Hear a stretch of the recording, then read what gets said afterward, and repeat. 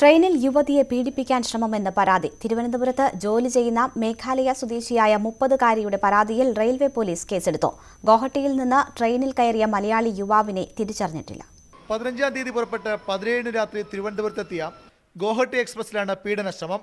Second ഏസിൽ യാത്ര ചെയ്ത യുവതിയെ ഗോഹട്ടിയിൽ നിന്ന് കയറിയത് മുതൽ മലയാളി യുവാവ് ശല്യം ചെയ്യാൻ തുടങ്ങി. യുവതിയുടെ തൊട്ടടുത്ത സീറ്റിലായിരുന്നു ഇയാൾ. ഗോഡ്ലെ തൊട്ട് അവൻ സലിപ്പിരുത്താണ്. പിന്നെ എന്നെ കൈക്ക് പിരിക്കാനത്ത് എനിക്ക് കൈ താങ്ങിക്ക് പറഞ്ഞു. സഹയാത്രികർക്കൊപ്പം യുവാവ് ട്രെയിനിൽ മദ്യപിച്ചു. ശല്യം രൂക്ഷമായതോടെ ഒപ്പമുണ്ടായിരുന്നവരുടെ യുവതി പരാതിപ്പെട്ടു. അതോടെ മാപ്പ് പറഞ്ഞ് ഇയാൾ തടിയൂരി. എന്നാൽ രാത്രിയായതോടെ വീണ്ടും കടന്നു പിടിച്ചു. ഇങ്ങനെ ഇപ്പം ഇങ്ങനെ സലിപ്പിക്കാൻ. പിന്നെ ഞാൻ താഴെ ഇരിക്കുമ്പോൾ അവൻ എൻ്റെ മറിയിലിരിക്കും കുറക്കാനായിട്ട് ചോദിച്ചു. പിന്നെ പൊക്കിയിട്ട് എൻ്റെ വയർക്ക് പിരിച്ചു. 17-ന് കൊച്ചിയിൽ ഇയാൾ ഇറങ്ങിയതായാണ് പെൺകുട്ടി നൽകുന്ന വിവരം. റെയിൽവേ പോലീസ് അന്വേഷണം ആരംഭിച്ചു. 17-ാം തീയതി രാത്രി 10:30 ഇവിടെ എത്തിയ ഗോഹട്ടി എക്സ്പ്രസ്സിൽ ഒരു പെൺകുട്ടിയെ ശല്യം ചെയ്തൊരു പരാതി ഇപ്പം കിട്ടിയിട്ടുണ്ട്. പ്രതി എന്ന് പറയുന്ന ആൾ സീറ്റ് നമ്പർ A1-ൽ 19 യാത്ര ചെയ്ത ആളാണ്. ബാക്കി നടപടി ചെയ്യും.